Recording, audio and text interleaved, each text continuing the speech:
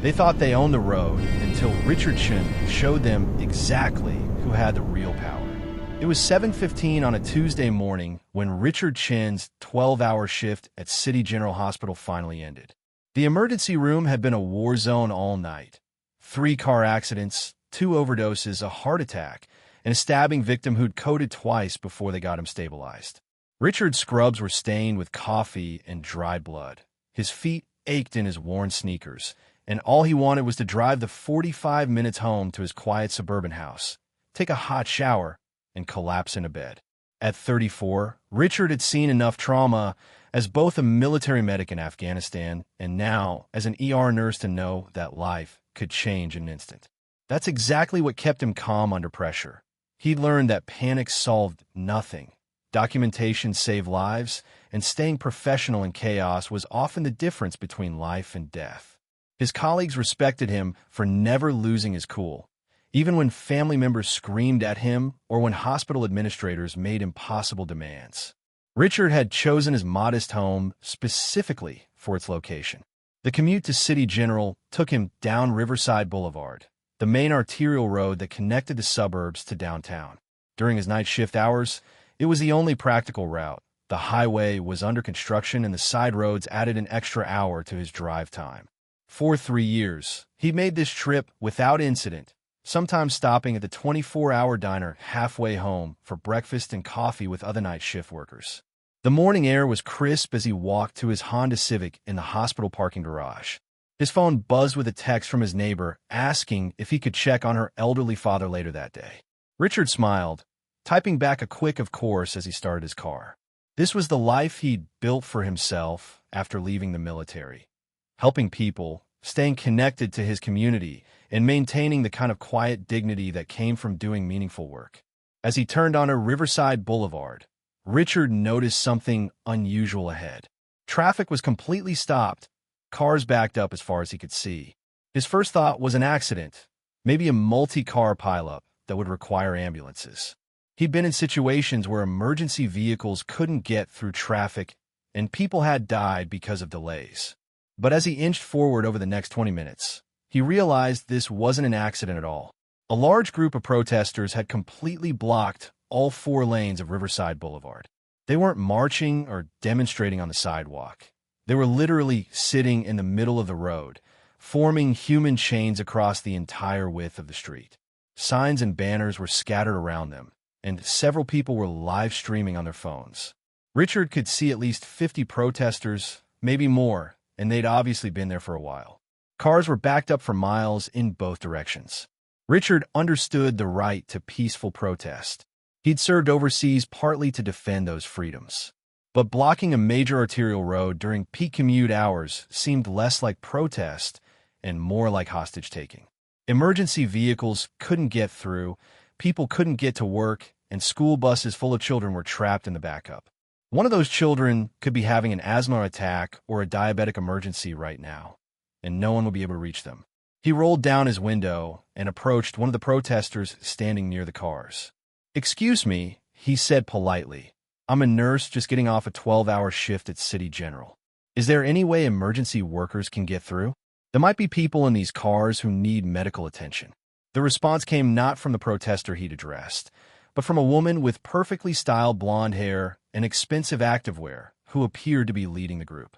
She was maybe 42, holding a professional camera setup and live streaming to what looked like hundreds of viewers on her phone. "Oh, we've got another privileged driver here," she announced loudly, pointing at Richard. "Let me guess. You think your job is more important than fighting for justice? You think you can just disrupt our demonstration because you're inconvenienced?" Richard blinked, taken aback by the immediate hostility. "I'm sorry. I think there's been a misunderstanding. I'm not trying to disrupt anything. I just wanted to ask if there's a way for emergency workers and people with medical needs to get through safely." "There's no misunderstanding," the woman screamed, her voice echoing off the surrounding buildings. "I'm Karen Whitfield, and I've been organizing resistance movements for 3 years. We're here to make people uncomfortable. That's how change happens. Your so-called emergency is just another excuse to maintain the status quo." Other commuters were now, filming the interaction with their phones. Some looked sympathetic to Richard's calm demeanor, while others seemed afraid to speak up. A few cars back, Richard could see a school bus full of elementary-aged children, their faces pressed against the windows. "I understand you're passionate about your cause," Richard said, keeping his voice steady. "But there are children on that school bus and people who might have medical emergencies. Surely the movement would want to show compassion for her." "Don't you dare lecture me about compassion," Karen interrupted, moving closer to his car. "You're part of the problem. Healthcare workers like you profit from a broken system while people suffer. And now you want us to move so you can go home to your comfortable suburban life." Richard felt a familiar calm settling over him. The same feeling he got when dealing with aggressive family members in the ER or when triaging multiple trauma cases. Document everything, stay professional, and never let emotions drive your decisions. He quietly pulled out his phone and began recording the interaction. "Ma'am, I'm just asking if there's a way to allow emergency vehicles and essential workers to pass. I'm not asking you to end your protest or leave. I'm asking about finding a balance that respects both your right to demonstrate and other people's safety. Are you recording me?" Karen shrieked. "That's harassment. I'm going to call the police and have you arrested for harassment and intimidation. Everyone see this? This is exactly the kind of systemic oppression we're fighting against."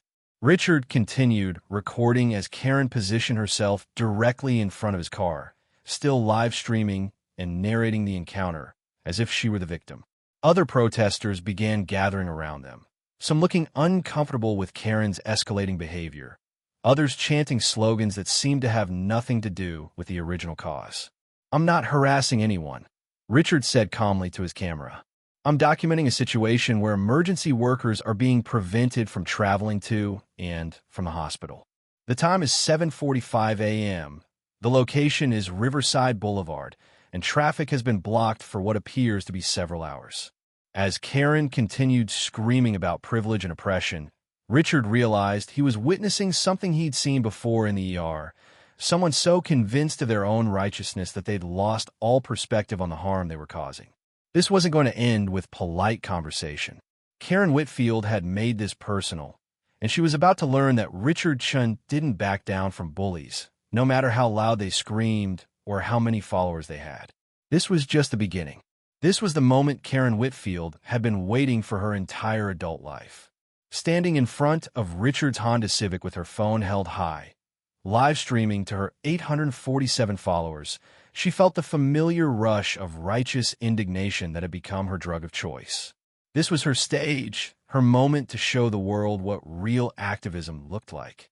Karen had discovered the power of confrontational activism 18 months ago when she'd screamed at a barista for using the wrong pronouns.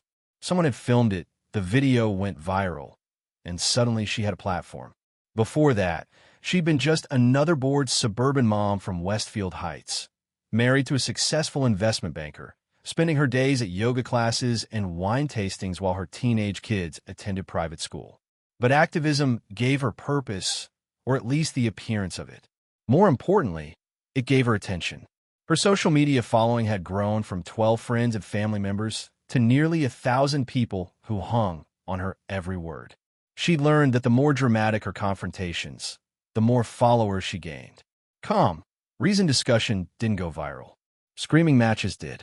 The current protest had started as someone else's idea, something about environmental protection and corporate greed. Karen had learned about it on Facebook the night before and decided to attend. She didn't know much about the specific issues involved, but that didn't matter. What mattered was the opportunity to position herself as a leader, to capture content for her social media channels, and to feel the intoxicating rush of controlling other people. Everyone gather around. Karen shouted to the other protesters, never taking her eyes off Richard.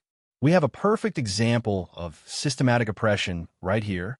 This man thinks his comfort is more important than justice." Several protesters began moving toward Richard's car, some holding signs, others pulling out phones to record. But Karen noticed something that frustrated her. Not all of them looked enthusiastic about surrounding a single driver. A few were hanging back, looking uncomfortable with the escalating situation. He says he's a nurse, Karen announced dramatically to her live stream audience, her voice dripping with sarcasm. Isn't that convenient? Everyone claims to be essential when they want special treatment. I bet half these people stuck in traffic are going to claim they're doctors or firefighters or some other privileged profession that supposedly makes them more important than our movement. Richard remained completely calm, his phone steadily recording as Karen continued her performance. His lack of reaction seemed to infuriate her even more. She was used to people either backing down apologetically or getting angry enough to say something she could use against them. Richard was doing neither. You know what? Karen said, stepping closer to his car window. I think you need to get out of your vehicle and publicly acknowledge your privilege. You need to admit that your comfort matters less than fighting injustice. You need to say it on camera so people can see that you understand how your selfishness perpetuates oppression. Ma'am, Richard replied quietly, still recording, I'm not trying to cause any problems. I just want to get home after working all night to help people. I'm sure we can find a solution that works for everyone. There you go again, Karen shrieked, spinning to face her phone camera. Did everyone hear that? I just want to get home after helping people. Classic deflection, classic gaslighting. He's trying to make me look unreasonable for standing up for justice. Behind the growing crowd of protesters, cars continued backing up. Richard could see the school bus more clearly now. It was from Lincoln Elementary, and the children inside were obviously getting restless and scared. A few cars back, he spotted another woman in scrubs slumped over her steering wheel, probably another healthcare worker, try to get home after a night shift. Karen noticed where Richard was looking and seized the opportunity. Oh, you're worried about the children now? Where was your concern for children when you decided your personal convenience was more important than fighting for their future? Those kids need to see what real activism looks like. They need to understand that change requires sacrifice. The children look frightened, Richard said simply. And there might be people in these cars who have medical conditions or emergencies. Couldn't we find a way to let essential traffic through while still making your point? Karen laughed, a harsh sound that carried over the morning air. Essential traffic? Who decides what's essential? You? Some corporation? The government that oppresses us? No, we decide what's essential. And right now, this demonstration is the most essential thing happening in this city. More protesters had gathered around Richard's car, but Karen was starting to notice that their energy wasn't matching hers. A few were checking their phones, looking bored. Others were glancing nervously at the growing line of cars and the increasingly agitated commuters. One young woman near the back was actually talking to some of the drivers, apologizing and explaining that this wasn't how the protest was supposed to go. Hey, Karen called out sharply. Jessica, get away from those cars. Don't apologize to oppressors. We don't negotiate with people who put their comfort before justice. Jessica, a college student who joined the protest because she genuinely cared about environmental issues, looked embarrassed. Karen, maybe we should think about letting some people through. There are kids on that bus and... No. Karen cut her off. This is exactly how the system maintains control. They make us feel guilty for inconveniencing people when we should be making them uncomfortable. Revolution isn't supposed to be convenient. Richard watched this exchange with growing interest. The cracks in Karen's coalition were starting to show. He could see that several protesters were questioning her increasingly aggressive tactics, even if they weren't brave enough to openly challenge her yet. Ma'am, Richard said, addressing Karen directly, what specifically are you hoping to accomplish here? What would success look like for your demonstration? Karen spun back toward him, her eyes bright with the fervor of someone who had confused attention-seeking with activism. Success? Success is showing people like you that you can't just drive through our movement like we don't exist. Success is making you acknowledge that your privilege doesn't give you the right to ignore injustice. But as she spoke, Richard noticed something interesting happening behind her. The other protesters were listening to her answer, and several of them looked confused. It was becoming clear that Karen's definition of success had very little to do with the environmental cause that had originally brought them together, and everything to do with her personal need to control and dominate the situation.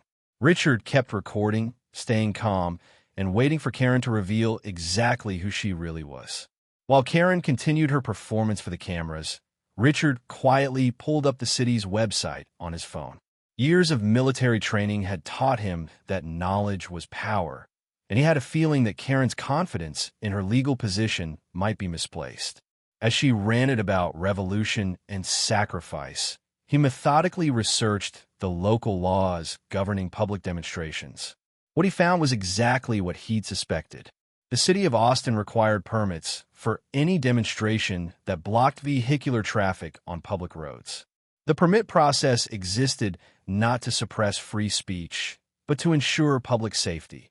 Emergency vehicles needed guaranteed access, and protest organizers had to coordinate with police to minimize disruption to essential services. Richard scrolled through the municipal code, taking screenshots of the relevant sections. According to Section December 2nd, 15 of the city ordinances, blocking traffic without a permit was a misdemeanor offense punishable by fines up to $500 and up to 30 days in jail. More importantly, Section December 2nd, 18 specifically stated that emergency vehicle access must be maintained at all times during any permitted demonstration.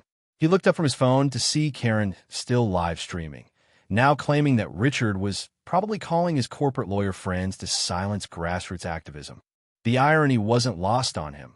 While she was busy creating content for social media, he was actually researching the law.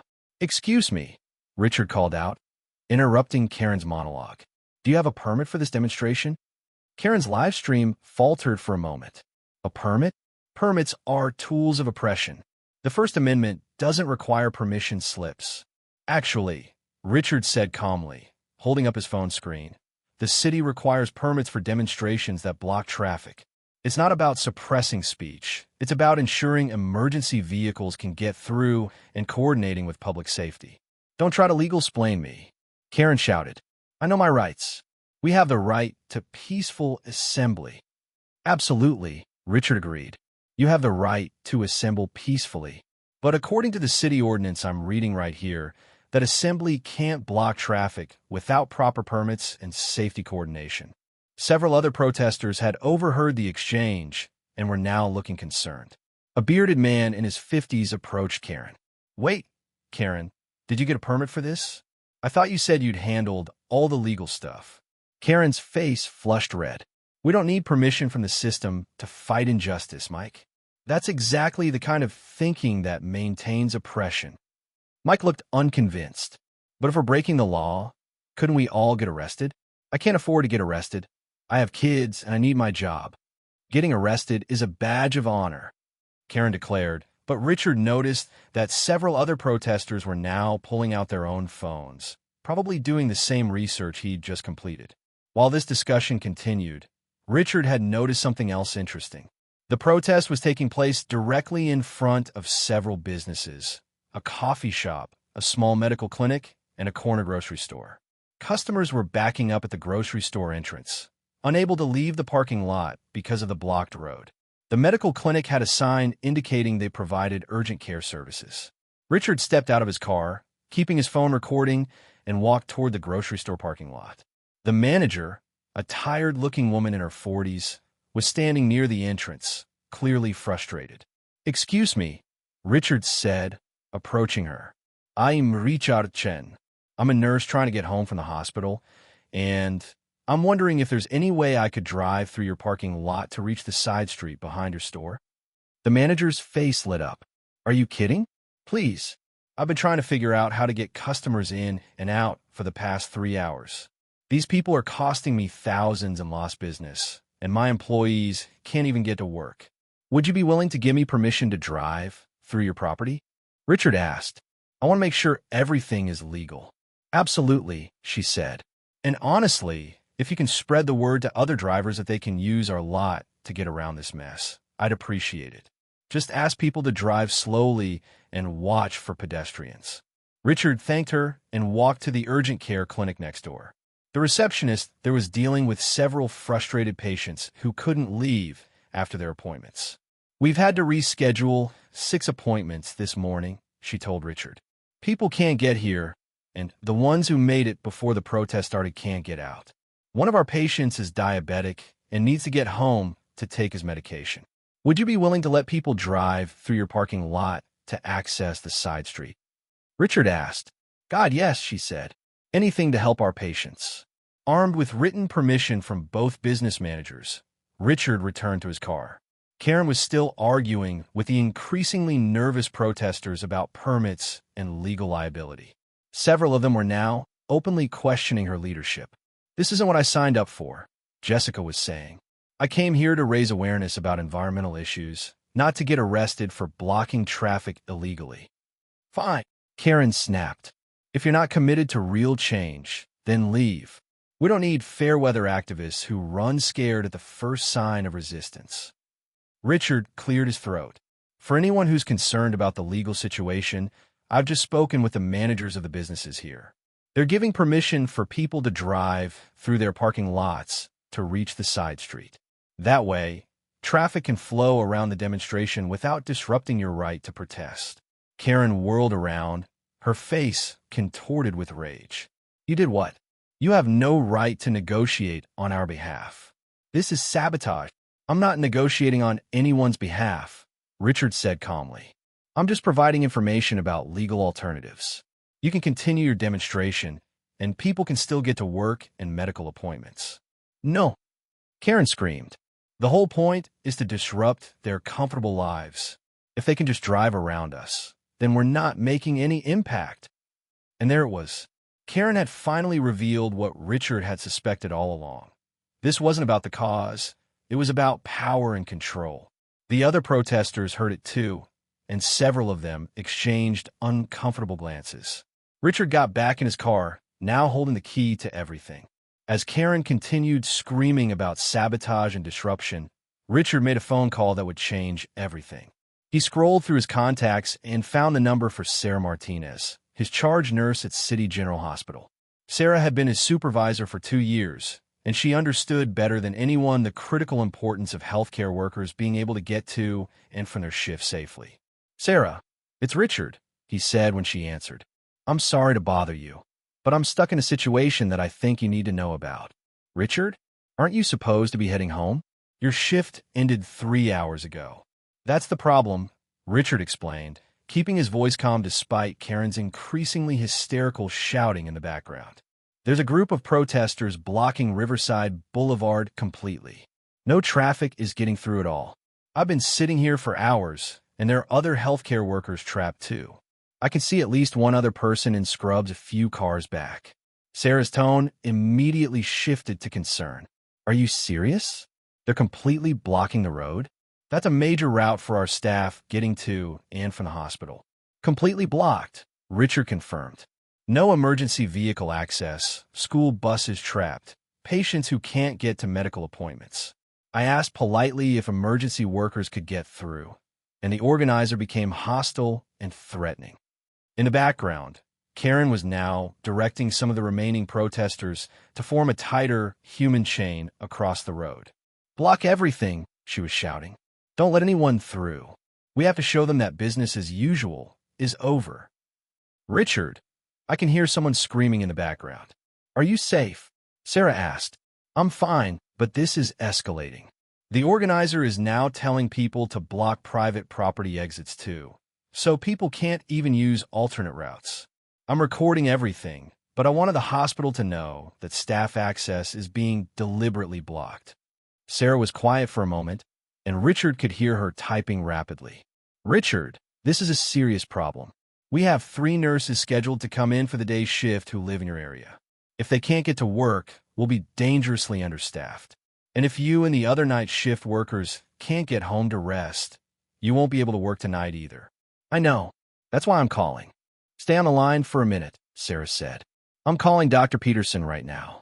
Dr. Peterson was the chief of emergency medicine and took patient care very seriously.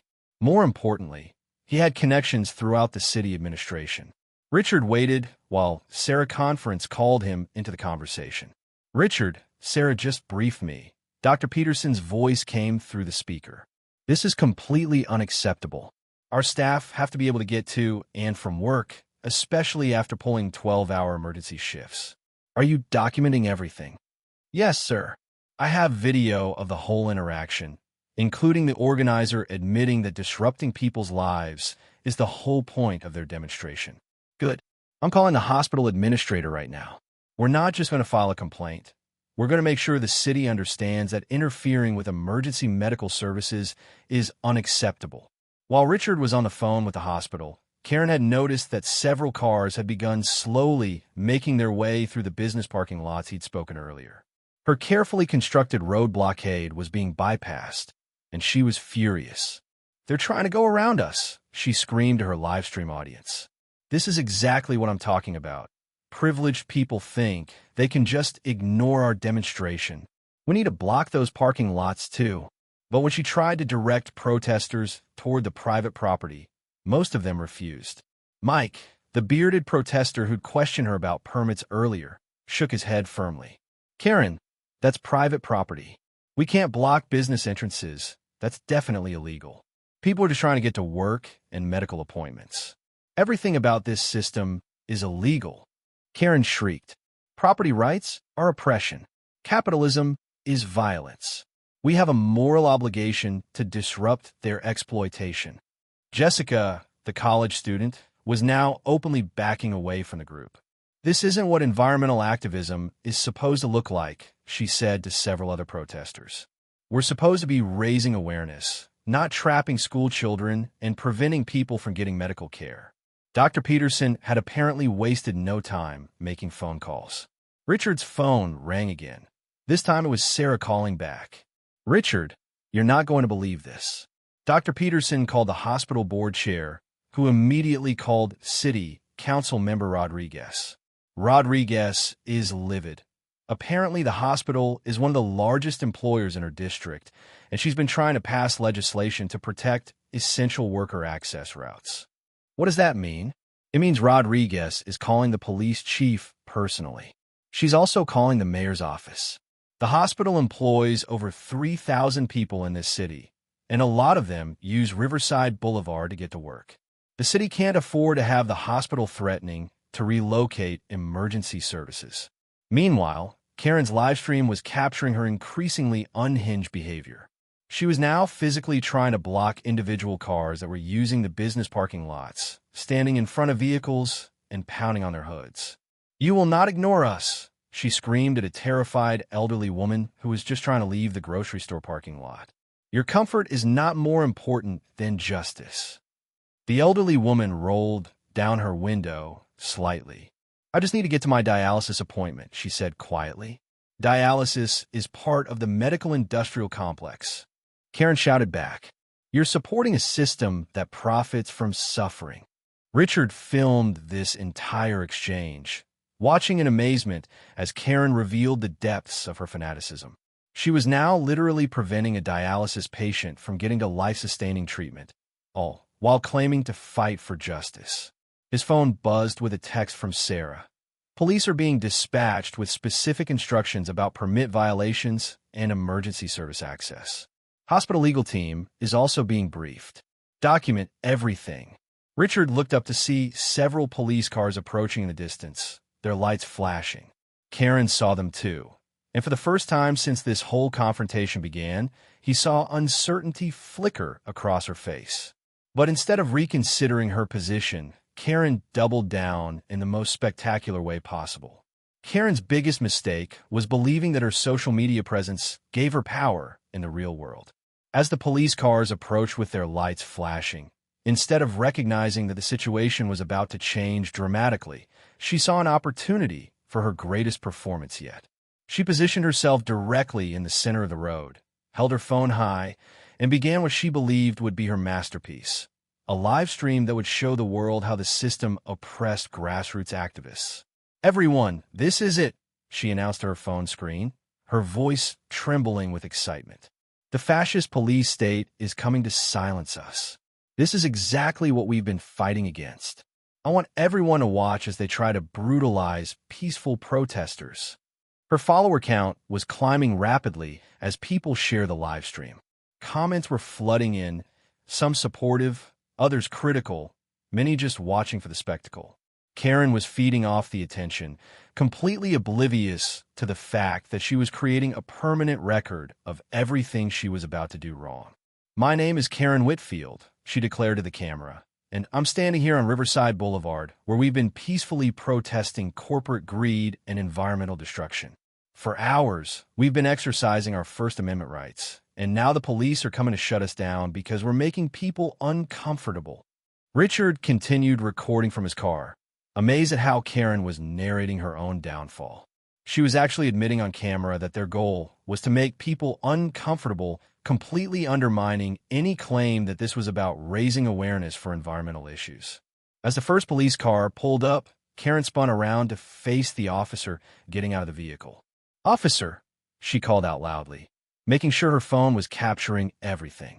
"We are peaceful protesters exercising our constitutional rights. We have done nothing wrong." The officer, a calm-looking woman in her 40s, approached with her hands visible and her body language completely non-threatening. "Good morning," she said politely. "I'm Officer Williams. We've received reports about a traffic obstruction. Can you tell me who's in charge of this demonstration?" "I am," Karen announced proudly, still live streaming. "I'm the organizer of this resistance action, and we're not moving until we see real change in this city." Officer Williams nodded and pulled out a small notebook. "Okay, Mom. Do you have a permit for this demonstration?" The question seemed to catch Karen off guard for a moment, but she quickly recovered. "We don't need a permit to exercise our constitutional rights. The First Amendment doesn't require permission from the government." "You're absolutely right about the First Amendment," Officer Williams agreed. "You have every right to peaceful assembly and free speech. However, when demonstrations block vehicular traffic on public roads, city ordinance requires coordination with public safety to ensure emergency vehicle access." Karen's live stream was capturing every word of this calm, professional exchange. The officer wasn't being aggressive or threatening. She was simply explaining the law. But Karen seemed determined to escalate the situation. "This is harassment," Karen declared to her phone camera. "They're trying to use bureaucratic red tape to silence our voices. This is exactly how the system maintains control. They make up rules to stop people from fighting injustice." Officer Williams remained perfectly calm. "Ma'am, I'm not here to silence anyone. I'm here because we've received reports that emergency vehicles can't get through, and there are school children and medical patients who need to reach their destinations. We just need to ensure public safety." "Public safety?" Karen laughed harshly into her phone. "What about the safety of our planet? What about the safety of future generations who are being destroyed by corporate greed? Their public safety is just code for protecting the status quo." By now, several more police cars had arrived, and Karen was becoming increasingly agitated. What she didn't realize was that her live stream was being watched not just by her followers, but by people throughout the city who were sharing clips of her behavior. The comment section of her stream was becoming increasingly critical as viewers watched her refuse to cooperate with polite, professional police officers. "Ma'am," Officer Williams continued, "we're not asking you to end your demonstration. We're asking if you can coordinate with us to allow emergency vehicle access while you continue to exercise your rights." "No," Karen shouted, spinning toward her camera. "Everyone see this? They want us to negotiate away our power. They want us to be polite little protesters who don't inconvenience anyone. That's not how change happens." Richard was documenting all of this from his car, but what really caught his attention was the reaction of the other protesters. Most of them had stopped chanting and were watching Karen's interaction with the police with growing concern. Several were backing away from the confrontation, clearly uncomfortable with how the situation was developing. Jessica, the college student, approached Officer Williams hesitantly. "Officer, I just want you to know that not all of us agreed to block traffic completely. Some of us thought we were just going to march and hold signs." Karen whirled around, her face flushed with rage. "Jessica, what are you doing? Don't talk to them. They're trying to divide us." "I'm just trying to be honest," Jessica replied, her voice shaking slightly. I didn't know we were going to trap school buses and prevent people from getting to medical appointments. Those children need to see what real activism looks like." Karen screamed, her phone still recording everything. "Those medical appointments are part of a corrupt system that profits from suffering. We're doing them a favor by disrupting it." Officer Williams was taking notes throughout this exchange, and Richard could see that she was documenting Karen's own words about intentionally disrupting emergency services and medical care. Everything Karen said was being captured both by her own live stream and by multiple police body cameras. The moment that sealed Karen's fate came when an ambulance approached from the distance, its sirens wailing. Officer Williams immediately turned toward the sound. "Ma'am, we have an emergency vehicle approaching. I need you to clear the roadway immediately." Karen looked at the ambulance, then back at her phone camera, and made the decision that would destroy her life. "No," she said clearly into the live stream. "We're not moving for anyone." The ambulance's sirens grew louder as it approached the wall of backed-up traffic on Riverside Boulevard. Richard could see the emergency vehicle in his rearview mirror, its red and white lights flashing desperately as it tried to navigate through the maze of cars that Karen's illegal blockade had created. Somewhere in that ambulance was a person fighting for their life, and Karen Whitfield was about to make the decision that would define the rest of hers. Officer Williams stepped closer to Karen, her voice remaining professional despite the urgency of the situation. "Ma'am, I need you to understand. There's an ambulance approaching with a medical emergency. People's lives are at stake. Please step aside and allow the roadway to be cleared." Karen looked directly into her live stream camera, her eyes bright with the fervor of someone who believed she was making history. "Everyone watching this needs to see what's happening here," she announced to her growing audience. "They're using fear tactics to try to break our resolve. They always claim there's some emergency that's more important than fighting injustice." "Ma'am, you can see the ambulance yourself," Officer Williams said, pointing toward the flashing lights. "This isn't a tactic. This is a real emergency situation." "How do we know that?" Karen demanded, spinning to face the officer while keeping her phone pointed at both of them. "How do we know this isn't just another false flag operation to make us look bad? How do we know there's really a medical emergency and not just some rich person who called in a favor to get us moved?" The sheer callousness of her statement was breathtaking. Richard watched in amazement as Karen casually dismissed the possibility that someone might be dying in that ambulance, all while broadcasting her conspiracy theories to hundreds of viewers. Her comment section was exploding with reactions. Many of her own followers were now turning against her. "Ma'am," Officer Williams said, her patience clearly wearing thin, "I'm going to ask you one more time to please step aside and allow this ambulance to pass. If you refuse, I'll have no choice but to place you under arrest for obstruction of emergency services." Karen's face lit up with excitement. This was the moment she'd been waiting for, the confrontation that would make her a martyr for the cause. "There it is," she screamed into her phone. "The threats, the intimidation. They're going to arrest me for exercising my constitutional rights." But something had changed in the crowd around her. The other protesters were no longer standing in solidarity behind Karen. Most of them had moved to the sides of the road, some covering their faces in embarrassment, others openly shaking their heads in disgust. Jessica was crying, clearly horrified by what the demonstration had become. Mike, the bearded protester who'd questioned Karen about permits earlier, stepped forward. "Karen, stop this. There's an ambulance. Someone could be dying. We need to let them through. Don't you dare betray the movement." Karen shrieked at him. "This is exactly how they divide us. They manufacture emergencies to make us feel guilty for standing up to oppression." The ambulance was now close enough that its sirens were deafening. The paramedic in the passenger seat had gotten out and was running toward the police line, clearly desperate to get through. Officer Williams spoke quickly into her radio, then turned back to Karen. "Ma'am, you're under arrest for obstruction of traffic, interference with emergency services, and failure to comply with lawful police orders." Karen's live stream captured everything that happened next in perfect detail.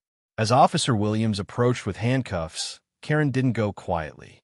Instead, She began screaming at the top of her lungs about police brutality and fascism, all while her phone continued recording every second of her meltdown. "This is what happens when you fight the system," she yelled in her camera. "They send armed thugs to silence you. Everyone watching this needs to see how they treat peaceful protesters." But Karen wasn't peaceful.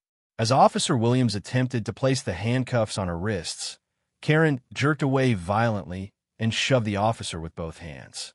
The assault was captured in high definition from multiple angles: Karen's own live stream, Richard's phone, several other witnesses, and multiple police body cameras. "Did everyone see that?" Karen screamed, apparently not realizing she'd just committed a felony on camera. "She attacked me. Police brutality. This is assault." Officer Williams, who had barely moved when Karen shoved her, calmly called for backup, while two other officers moved in to assist with the arrest. Karen continued struggling and screaming, her phone eventually clattering to the ground, where it continued live streaming her complete breakdown. "I know my rights," she wailed as they placed her in handcuffs. "This is illegal. I'm a peaceful protester. You can't arrest me for exercising my constitutional rights." "Ma'am, you're being arrested for assaulting a police officer, obstruction of traffic, and interference with emergency services," Officer Williams explained calmly. "You have the right to remain silent. Anything you say can and will be used against you in a court of law." But Karen didn't remain silent. Even as they walked her toward the police car, she continued screaming about oppression and injustice, apparently oblivious to the fact that her own live stream had documented her committing multiple crimes. As soon as Karen was secured in the police car, the remaining protesters immediately began clearing the road. The ambulance raced through, followed by the backed-up traffic that had been trapped for hours. School buses full of frightened children finally began moving, and people started getting to their jobs and medical appointments. Richard sat in his car, still recording, watching the aftermath of Karen's spectacular self-destruction. Her phone was still on the ground, its cracked screen continuing to live stream to an audience that was now sharing clips of her assault on a police officer across every social media platform imaginable. Within minutes, #KarenVersusAmbulance was trending nationally. The woman who had sought viral fame had certainly achieved it, just not in the way she'd intended. Her own live stream had become the evidence that would convict her, and her moment of attempted martyrdom had revealed her as exactly what Richard had suspected from the beginning: an entitled narcissist who cared more about attention than any actual cause. As the police car carrying Karen drove away, Richard finally started his car and began the journey home that should have ended 4 hours earlier. 24 hours after her arrest, Karen Whitfield sat in an orange jumpsuit across from a tired-looking public defender named David Martinez. The small conference room at the county detention center smelled like disinfectant and desperation, and Karen's perfectly styled hair from yesterday's live stream had been replaced with the harsh reality of jail-issued accommodations. "Ms. Whitfield," David said, reviewing the thick file in front of him, "I'm going to be completely honest with you about your situation. The evidence against you is overwhelming, and most of it comes from your own live stream." Karen's face flushed with indignation. "That's impossible.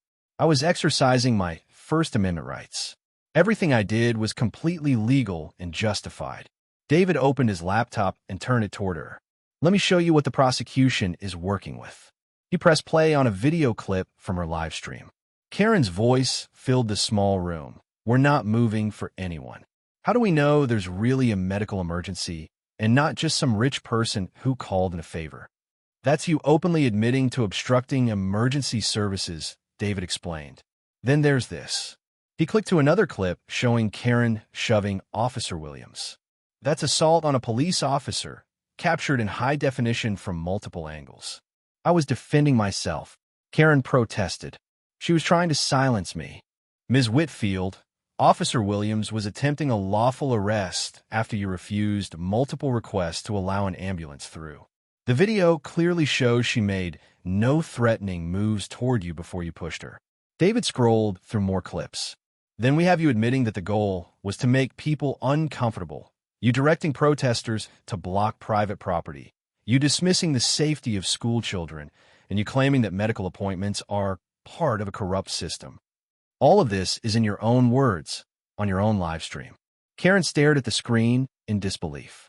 Somehow, watching her behavior played back in the sterile environment of a legal conference room made it look different than it had felt in the heat of the moment. But her pride wouldn't let her admit she'd made any mistakes. "I refuse to accept any plea deal," she declared. "I want to go to trial. I want the world to see how the system persecutes people who fight for justice." David sighed. "Ms. Whitfield, going to trial with this much video evidence is essentially asking for the maximum possible sentence. The prosecution has offered a plea deal: plead guilty to obstruction and disorderly conduct, pay a fine, and do community service, and they'll drop the assault charge." "Absolutely not. I did nothing wrong." Meanwhile, across town, Richard was meeting with Detective Richard Chen at the police station to provide his formal statement. The detective had spent the morning reviewing hours of video footage from the incident, including Richard's calm documentation of events and Karen's increasingly erratic behavior. "Mr. Chen," Detective Chen said, "I have to say, your footage has been invaluable to this case. Your decision to remain calm and document everything while maintaining a respectful tone has made our job much easier." "I just wanted to get home from work," Richard replied. "But when I saw how she was treating other people, the school children, that elderly woman trying to get to dialysis, I knew someone needed to document what was really happening." "Well, your documentation is going to be crucial evidence. We've also received statement from the business owners you spoke with, the school bus driver, and several other commuters who were trapped. Everyone's story is consistent. You remained professional throughout, while Ms. Whitfield became increasingly aggressive and unreasonable." Detective Chen pulled up Richard's video on her computer. This part where she admits the goal is to disrupt people's lives, and then this part where she refuses to move for the ambulance. That's going to be very difficult for her defense team to explain away. The detective paused the video at the moment Karen shoved Officer Williams. "And this, of course, is felony assault on a police officer. Open and shut case."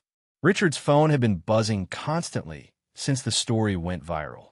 News outlets were requesting interviews, his hospital colleagues were calling to check on him, and his social media mentions had exploded overnight. But what struck him most were the messages from other healthcare workers sharing their own stories of being harassed or blocked while trying to get to emergency shifts.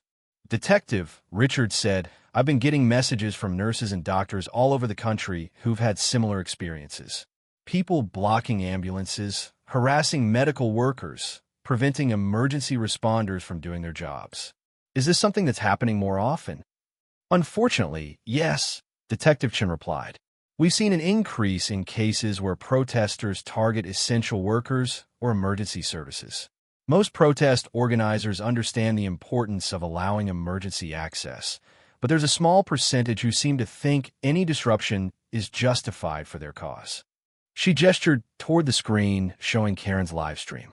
"The difference in this case is that Ms. Whitfield documented everything herself. Usually, these situations come down to conflicting accounts from witnesses. But here, we have her own words and actions recorded from multiple angles." Back at the hospital, word of Richard's situation had spread throughout the medical community. Dr. Peterson had called an all-staff meeting to discuss the incident and its implications for healthcare worker safety. "What happened to Richard could happen to any of us," Dr. Peterson addressed the packed auditorium. "We can't have essential medical personnel being prevented from getting to work or going home after exhausting shifts. The city has assured us they're taking this seriously." Sarah Martinez, Richard's charge nurse, stood up during the Q&A portion. "I want everyone to know that Richard handled this situation exactly right. He stayed calm, documented everything, and followed proper channels. His professionalism under pressure is exactly what we expect from our staff, and it's what made the difference in this case." The hospital administration had already announced they would be providing Richard with legal support if needed and implementing new protocols for staff who encountered similar situations in the future. Meanwhile, Karen's live stream from the incident continued circulating online, but not in the way she'd intended. Legal experts were using it as a textbook example of how not to interact with police during a lawful arrest. Her own followers were sharing clips with commentary about how her behavior had damaged the credibility of legitimate protest movements. The evidence was overwhelming, the documentation was crystal clear, and Karen Whitfield was about to learn that reality doesn't care about your social media following. The Travis County Courthouse buzzed with activity on the morning of Karen Whitfield's trial. Local news vans lined the street outside. Reporters clutched coffee cups and checked their equipment, and curious onlookers gathered on the courthouse steps. What had started as a simple traffic obstruction case had become a symbol of larger cultural conflicts, and everyone wanted to see how it would play out. Richard arrived early, wearing a simple navy suit and carrying a folder containing printed copies of all his documentation from that morning on Riverside Boulevard. He'd spent the previous evening reviewing his testimony with the prosecutor, Assistant District Attorney Maria Santos, who had assured him that his calm, factual account would be the cornerstone of the state's case. Remember, ADA Santos had told him, just stick to what you observed and documented. Don't speculate about motivations or make judgments. Let the video speak for itself. Inside courtroom 3B, Judge Patricia Freeman called the proceedings to order. Judge Freeman was known for running an efficient courtroom and having little patience for theatrical behavior from either attorneys or defendants. She'd reviewed the case file thoroughly and was well aware of the extensive video evidence that would be presented. Karen sat at the defense table next to her attorney, James Morrison, whom she'd hired with money raised through a controversial GoFundMe campaign. Morrison was an experienced criminal defense lawyer who specialized in high-profile cases, but even he looked uncomfortable as he shuffled through papers that contained transcripts of his client's own incriminating statements. Your Honor, ADA Santos began in her opening statement. This case is unusual because we don't need to reconstruct what happened through witness testimony alone. The defendant live-streamed her own criminal behavior, creating a minute-by-minute record of her violations of multiple laws. Santos clicked a remote, and the courtroom's large monitor displayed a freeze frame from Karen's live stream, showing her standing defiantly in front of Richard's car. Over the course of several hours, Ms. Whitfield deliberately obstructed traffic without a permit, interfered with emergency services, and ultimately assaulted a police officer. All of this is documented in her own words and actions. Morrison stood for his opening statement, clearly struggling with the impossible task of defending the indefensible. Ladies and gentlemen of the jury, my client was exercising her constitutional right to peaceful protest. Ms. Whitfield is a passionate advocate for environmental justice who is trying to raise awareness about critical issues facing our planet. He gestured toward Karen, who was sitting rigidly in her chair, her face set in an expression of righteous indignation. The government wants to criminalize dissent. They want to make it illegal to inconvenience people in the name of justice. But our Constitution protects the right to peaceful assembly, even when that assembly makes people uncomfortable. ADA Santos wasted no time in presenting the state's evidence. She played clips from Karen's live stream in chronological order, building a timeline that showed her escalating behavior and increasingly extreme statements. The jury watched in silence as Karen's own voice filled the courtroom. We're here to make people uncomfortable. That's how change happens, came Karen's recorded voice from the speakers. These medical appointments are part of a corrupt system that profits from suffering. We're not moving for anyone. Each clip was more damaging than the last. The jury could see for themselves how Karen had dismissed the concerns of school children, medical patients, and emergency responders. They watched her refuse reasonable requests from police officers and ultimately assault Officer Williams while cameras rolled. When it came time for witness testimony, Richard took the stand with the same calm professionalism he'd shown throughout the entire incident. ADA Santos led him through his account of events, from leaving his shift to the hospital to encountering the roadblock to his attempts to find reasonable solutions. Mr. Chen, Santos asked, what was your primary concern during this incident? Safety, Richard replied simply. There were school children trapped in traffic, people who needed to get to medical appointments, and at one point an ambulance that couldn't get through. I was concerned about the safety of everyone involved. Did you attempt to engage with the protesters peacefully? Yes. I politely asked if emergency workers could be allowed through. I explained that I was a nurse coming off a 12-hour shift, and I asked if there was a way to accommodate both their right to protest and people's need to get to essential destinations. How did Ms. Whitfield respond to your requests?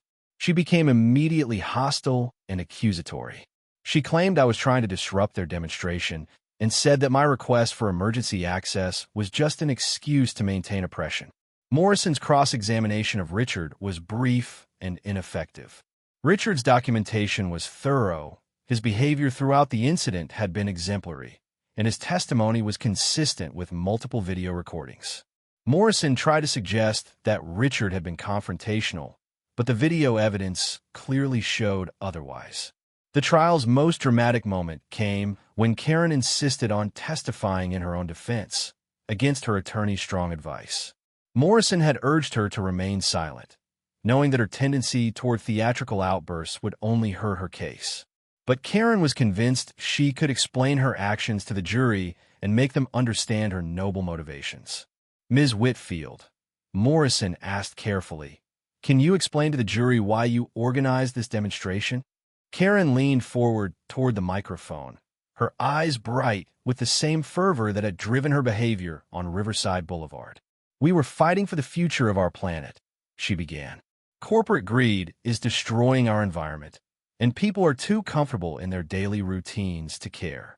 Sometimes you have to disrupt their comfort to make them pay attention. But what about the concerns raised by other commuters about emergency access? That's exactly the problem." Karen's voice rose. "Everyone always has some excuse for why they can't be inconvenienced. They claim there's always some emergency that's more important than fighting injustice. But if we give in to those excuses, nothing ever changes." ADA Santos barely needed to cross-examine.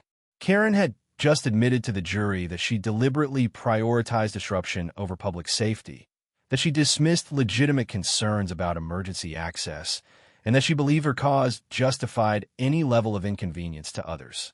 The jury deliberated for exactly 37 minutes before returning with guilty verdicts on all charges. 2 weeks after the guilty verdict, Karen Whitfield stood before Judge Freeman for sentencing, her orange jumpsuit a stark contrast to the expensive activist attire she'd worn during her live-stream confrontation. The courtroom was packed again, but this time the atmosphere was different. Less circus-like anticipation and more somber recognition that justice was about to be served. Judge Freeman had spent considerable time reviewing Karen's case file, including her social media history, previous incidents of escalating behavior, and the extensive victim impact statements that had poured in from the community. The judge's expression was stern as she addressed the defendant. "Ms. Whitfield," Judge Freeman began, "in my 23 years on the bench, I have rarely seen a case where the defendant so thoroughly documented their own criminal behavior. Your live stream provides an unambiguous record of your deliberate choice to prioritize personal attention over public safety." Karen's attorney, James Morrison, had filed for the minimum sentence, emphasizing his client's lack of prior felony convictions and arguing for community service over jail time. But the prosecution had painted a clear picture of escalating behavior that suggested Karen would continue her dangerous attention-seeking unless faced with serious consequences. "Your Honor," ADA Santos had argued during the sentencing hearing, "Ms. Whitfield has shown no remorse for her actions. Even after conviction, she continues to claim she was justified in blocking emergency vehicles and assaulting a police officer. The community needs protection from this pattern of escalating antisocial behavior." Judge Freeman reviewed the evidence one more time before pronouncing sentence. "Ms. Whitfield, you have been convicted of assault on a police officer, obstruction of traffic, interference with emergency services, and disorderly conduct.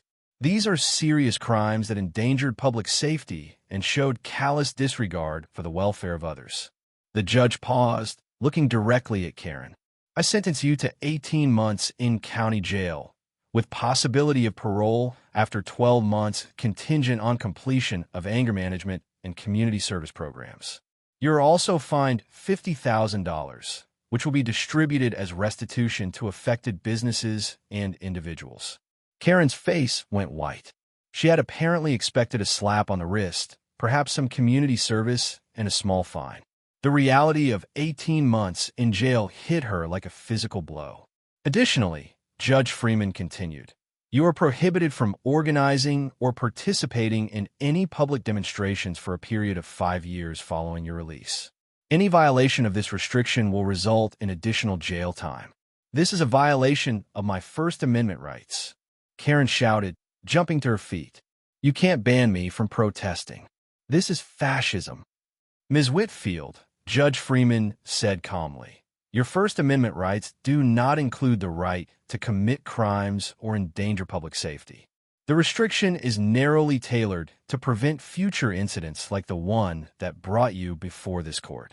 As bailiffs moved to escort Karen from the courtroom, she continued screaming about injustice and oppression, her final outburst captured by news cameras and adding yet another embarrassing moment to her already extensive collection of viral meltdowns. Meanwhile, the financial consequences of Karen's actions were mounting beyond the court-imposed fine. Her legal fees had already consumed most of her family's savings, and the civil lawsuits were just beginning. The grocery store, urgent care clinic, and several other businesses had filed suit for lost revenue during the illegal blockade. Individual commuters were seeking damages for missed work and appointments. More devastating to Karen's future was the complete destruction of her online presence. Her social media accounts had been suspended after repeated violations of terms of service related to harassment and promoting illegal activity. The GoFundMe campaign that had raised money for her legal defense was shut down when the platform determined she had violated their community guidelines. Her husband, David Whitfield, had filed for divorce 3 days after her conviction. In court documents that quickly became public, he cited irreconcilable differences and noted that Karen's behavior had made their family a target for public ridicule and harassment. He was seeking full custody of their 2 teenage children, who had been bullied at their private school after their mother's viral meltdown. The ripple effects extended beyond Karen's immediate family. Her arrest and conviction had prompted the city council to pass new ordinances strengthening protections for essential workers and emergency services. The Essential Worker Protection Act specifically prohibited demonstrations from blocking access routes to hospitals, fire stations, and other critical facilities. Richard Chen had become an unexpected advocate for these new protections. He testified before the city council about the importance of maintaining emergency access during demonstrations, emphasizing that the right to protest and the need for public safety could coexist with proper planning and permits. "I support peaceful protest," Richard had told the council. "But when demonstrations prevent ambulances from reaching hospitals or keep healthcare workers from getting to their shifts, we're talking about life and death situations. There has to be a balance." The hospital where Richard worked had implemented new protocols for staff safety during civil disturbances. Employees were provided with identification cards that clearly marked them as essential healthcare workers, and the hospital had established partnerships with local law enforcement to ensure staff could reach work during emergencies. Richard's calm professionalism during the crisis had earned him recognition throughout the medical community. He'd been invited to speak at nursing conferences about de-escalation techniques and documentation practices. His video of the incident was being used in law enforcement training programs as an example of how citizens could effectively document illegal activity while maintaining their own safety. But perhaps the most significant change was in the protest community itself. Legitimate activist organizations had publicly condemned Karen's tactics and had worked with city officials to develop new guidelines for responsible demonstration planning. Environmental groups, civil rights organizations, and other advocacy groups had come together to create a code of conduct that explicitly prohibited blocking emergency services. Jessica, the college student who had questioned Karen's tactics during the original demonstration, had become a spokesperson for responsible activism. She started a blog called Protest with Purpose that emphasized strategic, lawful demonstration techniques that raised awareness without endangering public safety. Karen Whitfield doesn't represent real activism, Jessica wrote in her most popular post. Real activism is about building bridges, not burning them. It's about winning hearts and minds, not trapping school children and preventing people from getting medical care.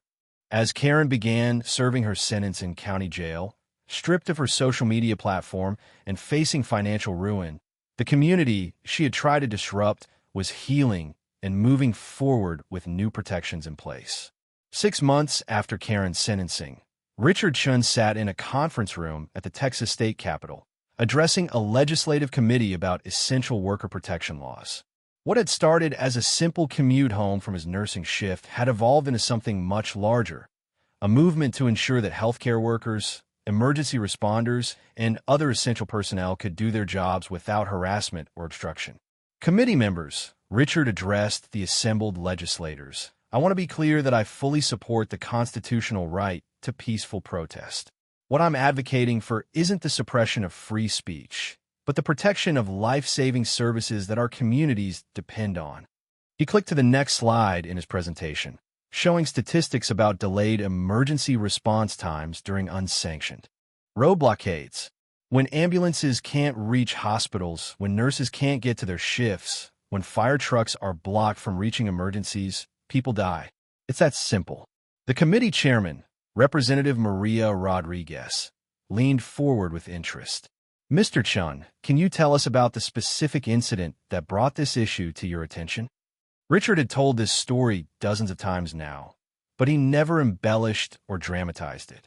He stuck to the facts, explaining how Karen's illegal demonstration had trapped emergency workers, school children, and medical patients for hours. He showed the committee excerpt from Karen's own live stream, letting her words speak for themselves. The defendant in this case actually admitted on camera that her goal was to make people uncomfortable, regardless of the consequences, Richard explained. She dismissed concerns about school children, medical patients, and emergency vehicles. This wasn't about raising awareness for her cause. It was about exerting control over other people. Meanwhile, Karen was adapting poorly to life in county jail. The attention and adoration she'd craved through her activism had been replaced by the harsh reality of institutional life. Her cellmate, a woman serving time for embezzlement, had little patience for Karen's constant complaints about injustice and oppression. "Look, princess," the cellmate had said during Karen's first week, "nobody in here cares about your political crusade. You assaulted a cop on camera and blocked an ambulance. That's not activism. That's just being an asshole." Karen's attempts to organize protests within the jail had been quickly shut down by corrections officers who were well aware of her history.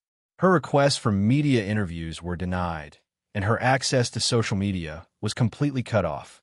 For someone who had lived for online attention, the silence was devastating. The divorce proceedings had moved swiftly. David Whitfield's attorney had presented evidence of Karen's escalating behavior, the financial damage from her legal troubles, and the harassment their children were facing at school. The judge had granted David full custody and awarded him the majority of their assets, leaving Karen with significant debt and no means to pay it. Back in Austin, the changes prompted by Karen's case were having real positive effects. The Essential Worker Protection Act had been successfully implemented, creating clear guidelines for demonstrations while preserving First Amendment rights. Protest organizers were now required to coordinate with emergency services to ensure access routes remained open. The local activist community had embraced these new guidelines. Jessica, the college student who had questioned Karen's tactics, had worked with city officials to create a model for responsible protest planning that was being adopted by other cities across Texas. The Karen Whitfield incident was a wake-up call for all of us, Jessica explained during a podcast interview about responsible activism. We realized that some people were using our movements for personal attention rather than genuine change. Now we have better systems in place to prevent that from happening. Richard had also been working with police departments to improve training on de-escalation and documentation during civil disturbances. His calm handling of the confrontation with Karen had become a case study in how to maintain professionalism under pressure while gathering evidence of illegal activity. The key is to stay calm and document everything, Richard told a group of police officers during a training session. Don't let emotions drive your decisions, even when someone is screaming in your face and making outrageous accusations. The video evidence will speak for itself. At City General Hospital, Richard had been promoted to charge nurse and was leading initiatives to protect healthcare workers' safety. The hospital had implemented new protocols for staff who encountered harassment or obstruction while commuting to work, and they'd established partnerships with local law enforcement to ensure rapid response to incidents. Dr. Peterson, the chief of emergency medicine, had used Richard's case to advocate for broader healthcare worker protections at the state level. Healthcare workers are targets now in ways they never used to be, he explained to the Medical Association Board. We need legal protections that recognize the essential nature of medical services. The ripple effects were extending beyond Texas. Other states were introducing similar legislation to protect essential workers, and Richard had been invited to testify before a congressional committee about the need for federal guidelines. But perhaps the most significant change was in how the community viewed both protest rights and civic responsibility. The incident had sparked conversations about the difference between legitimate activism and attention-seeking behavior disguised as social justice. Local business owners had formed a coalition to support responsible protest activities while protecting their ability to serve customers. They developed guidelines for demonstrators who wanted to raise awareness without disrupting essential services or emergency access. The grocery store manager who had given Richard permission to drive through her parking lot had become an advocate for balancing protest rights with community needs. I support people's right to make their voices heard, she said during a city council meeting. But when my customers can't get their prescription medications or my employees can't get to work, that's not activism, that's harm. Richard often reflected on how a single morning had changed so many lives.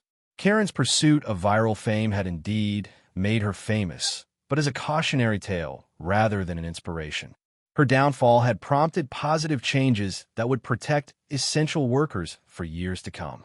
The system had worked exactly as it should: documentation, due process, appropriate consequences, and constructive change emerging from crisis. 1 year after the Riverside Boulevard incident, Richard Chen found himself in Washington, D.C., sitting at a witness table before the House Committee on Transportation and Infrastructure. The hearing room was packed with representatives from healthcare organizations, emergency services, labor unions, and civil rights groups, all gathered to discuss the proposed Emergency Services Access Protection Act, federal legislation inspired directly by Richard's confrontation with Karen Whitfield. Mr. Chen, Committee Chairman Robert Hayes addressed him. Your case has become a catalyst for discussions about balancing First Amendment rights with public safety. Can you share with the committee how this incident has affected not just you personally, but the broader healthcare community? Richard adjusted his microphone and looked out at the assembled representatives. A year ago, he'd been a night shift nurse just trying to get home from work. Now, he was testifying before Congress about legislation that could affect emergency services nationwide.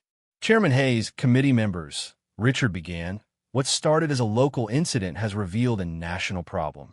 I've received messages from thousands of healthcare workers, emergency responders, and other essential personnel who faced similar harassment or obstruction while trying to serve their communities. He clicked to his first presentation slide, showing a map of the United States with red dots marking reported incidents. These dots represent documented cases of essential workers being prevented from reaching their jobs or being harassed while performing emergency services. What you see here is not isolated incidents. It's a pattern that threatens public safety across our entire nation. The committee members leaned forward with interest as Richard continued. The woman who blocked our road that day claimed she was fighting for justice, but her actions prevented a dialysis patient from receiving life-sustaining treatment, trapped school children for hours, and delayed an ambulance carrying someone in medical crisis. There's nothing just about that. Meanwhile, Karen's case had become a staple in law schools across the country. Professor Diana Walsh at Georgetown Law School was using Karen's live stream in her constitutional law course as a perfect example of how First Amendment protections have limits. Class, Professor Walsh addressed her students. Ms. Whitfield's case illustrates a crucial principle. Your constitutional rights end where they begin to infringe on others' rights and public safety. The First Amendment protects your right to speak, but it doesn't protect your right to assault police officers or block emergency vehicles. One student raised her hand. But professor, couldn't you argue that civil disobedience has historically required breaking laws to highlight injustice? Excellent question, Walsh replied. But note the difference between civil disobedience and what happened here. Traditional civil disobedience involves breaking a specific law to highlight the injustice of that law, then accepting the legal consequences. Ms. Whitfield wasn't protesting traffic laws. She was using illegal behavior as a tool for attention-seeking, then claimed victimhood when held accountable. The case was also being studied in police academies nationwide. Captain Maria Rodriguez at the Texas Law Enforcement Academy was using Richard's documentation and Officer Williams' body camera footage to train new officers on de-escalation techniques and evidence gathering.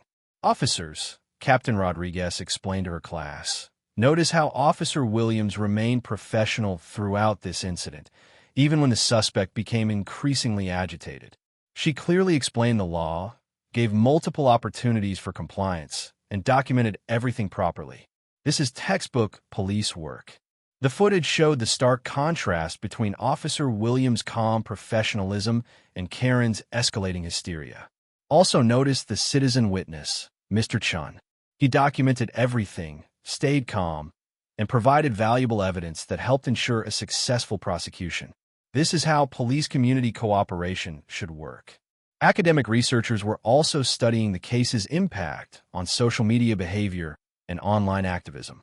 Dr. Jennifer Kim at Stanford's Digital Ethics Lab was tracking how Karen's viral downfall had influenced other potential attention-seeking activists. The Whitfield case represents a turning point in social media activism, Dr. Kim explained during a conference presentation. Her own live stream became the evidence that convicted her, demonstrating how the same technology that can amplify legitimate causes can also expose fraudulent ones. The research showed that after Karen's case went viral, there was a measurable decrease in confrontational activism that targeted essential services. It appears that potential bad actors and activist movements saw what happened to Karen Whitfield and decided that particular approach to gaining attention wasn't worth the risk, Dr. Kim noted. The case had also prompted social media platforms to update their policies about live streaming illegal activities. Facebook, Instagram, and TikTok had all implemented new guidelines that prohibited users from broadcasting themselves committing crimes or encouraging others to break laws. Mark Stevens, head of safety policy at one major platform, explained the changes. The Whitfield incident showed us that live streaming was being used not just to document events, but to encourage and coordinate illegal activity. Our new policies allow us to remove content that shows users engaging in criminal behavior, even if they claim it's for activist purposes. Perhaps most significantly, the case had influenced how legitimate activist organizations approach protest planning. The National Association for the Advancement of Colored People, environmental groups, and other established organizations had developed new standards for demonstration leadership that specifically excluded individuals with patterns of attention-seeking behavior. Karen Whitfield's actions damaged the credibility of legitimate protests, explained Marcus Williams, an organizer with the Environmental Defense Coalition. We had to create better screening processes to ensure that our movements aren't hijacked by people who care more about going viral than creating change. These organizations now required background checks for demonstration organizers, coordination with local authorities for permit applications, and specific protocols for maintaining emergency access during protests. The changes had made demonstrations more effective and less likely to alienate potential supporters. Back in Austin, Richard's hospital had become a model for other medical facilities nationwide. The protocols they developed for protecting essential worker access have been adopted by hundreds of hospitals, and Dr. Peterson was regularly invited to speak at medical conferences about healthcare security. The Richard Chen incident taught us that we can't take essential worker safety for granted, Dr. Peterson explained to a gathering of hospital administrators.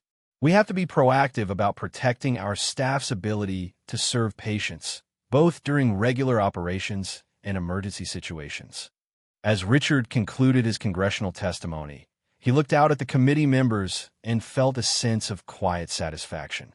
What had started as one entitled woman's pursuit of viral fame had become a catalyst for meaningful, nationwide improvements in how society balanced protest rights with essential services. 5 years after that fateful Tuesday morning on Riverside Boulevard, Richard Chen stood at the podium of the newly constructed Austin Memorial Conference Center, addressing the largest gathering of healthcare workers in Texas history. The annual Essential Workers Protection Summit had grown from a small local meeting to a national conference that drew thousands of nurses, doctors, paramedics, and emergency responders from across the country. 5 years ago, Richard began, his voice carrying clearly through the packed auditorium. I was just a night shift nurse trying to get home after a difficult shift. I had no idea that one woman's pursuit of viral fame would lead to the comprehensive worker protection laws we have today, or that a simple act of documentation would spark a national movement. The audience, nearly 3,000 healthcare workers, emergency responders, and advocates, listened intently as Richard reflected on the journey from that confrontational morning to this moment of celebration and progress. Behind him, a large screen displayed statistics that would have seemed impossible 5 years earlier. Emergency worker harassment incidents had dropped by 73% nationwide. Hospital staff reported feeling significantly safer during their commutes to and from work. Most importantly, emergency response times during civil disturbances had improved dramatically due to new coordination protocols between protest organizers and public safety officials. The changes we've seen aren't just about laws and policies, Richard continued. They're about a fundamental shift in how our society views the relationship between protest, rights, and essential services. We've proven that these two things don't have to be in conflict. They can coexist with proper planning, mutual respect, and accountability. Richard's own life had transformed in ways he never could have imagined. He was now director of emergency nursing at City General Hospital, overseeing a team of 150 nurses across 3 shifts. But he'd never stopped working patient care. He still picked up shifts in the ER when needed, maintaining the hands-on connection to healthcare that had defined his career. He'd also married Sarah Martinez, his former charge nurse, in a small ceremony attended by colleagues from across the country who'd followed their story. Their home was filled with thank you letters from healthcare workers who'd been helped by the protection laws Richard had helped create. The conference hall was located on a street that had been renamed Richard Chen Boulevard in recognition of his advocacy work. The irony wasn't lost on him. The man who'd been trapped on a blocked road now had a road named after him. But more importantly, this road had dedicated emergency vehicle lanes that could never be legally obstructed, ensuring that no other essential worker would face what he'd experienced that morning. In a minimum security facility 3 hours away, Karen Whitfield was nearing the end of her sentence. The 18 months in county jail had been followed by supervised probation and court-mandated community service, specifically assisting with traffic control at permitted demonstrations to ensure emergency vehicle access. The irony of her punishment hadn't been lost on anyone, including Karen herself. Prison had been a harsh teacher. Stripped of her social media platform, her wealthy lifestyle, and her enablers, Karen had been forced to confront the reality of her actions for the first time in her adult life. The other inmates had shown little sympathy for her victim complex, and a structured environment had gradually broken down her sense of entitlement. She'd completed anger management courses, participated in conflict resolution therapy, and slowly begun to understand the difference between genuine activism and attention-seeking behavior. Her therapist noted progress, though it had taken years for Karen to acknowledge the harm she'd caused to others. Karen now worked at a small nonprofit organization that provided administrative support to legitimate protest groups, the only type of activism-related work she was permitted under her probation terms. Her supervisor, Jessica, the same college student who'd questioned her tactics during the original demonstration, had been skeptical about hiring her, but had given Karen a chance to prove she'd genuinely changed. "She's quiet now," Jessica explained to a documentary filmmaker who was following up on the long-term effects of the case. "She does her work, follows the rules, and doesn't try to be the center of attention. I think she finally understands that real change comes from helping others, not from making everything about yourself. The documentary, titled Livestream Justice, The Karen Whitfield Case, had just premiered the Sundance Film Festival and was being distributed to law schools and police academies as an educational tool. It featured interviews with Richard, the police officers involved, legal experts, and even Karen herself, who had agreed to participate as part of her rehabilitation process. In her interview, a subdued and much older-looking Karen reflected on her actions with what appeared to be genuine remorse. "I thought I was fighting for justice, but I was really just fighting for attention," she said quietly. "I hurt people, school children, medical patients, emergency workers, and I told myself it was justified because of my cause. That was wrong. There's no cause that justifies preventing people from getting medical care or trapping kids on a school bus." Back at the conference, Richard was concluding his keynote address with a message that had become his signature theme: the power of ordinary people to create extraordinary change through simple acts of courage and documentation. The most important lesson from this experience isn't about laws or policies, he told the audience.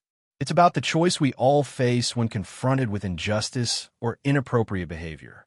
We can look the other way, we can escalate the situation with emotion and anger, or we can respond with calm professionalism while documenting what's happening.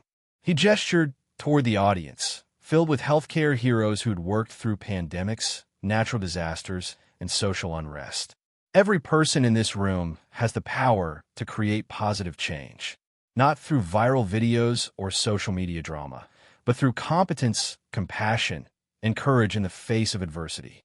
The standing ovation lasted for several minutes, but Richard's mind was already turning toward his next shift to the hospital. Some things never changed, and he was grateful for that. Despite all the recognition and advocacy work, he remained, at his core, a nurse whose greatest satisfaction came from helping patients during their most vulnerable moments. As he left the podium, Richard's phone buzzed with a text from Sarah. "Proud of you. See you at home after your shift tonight." It was a perfect reminder that the most meaningful victories weren't the public ones, but the quiet moments of connection and service that defined a life well lived.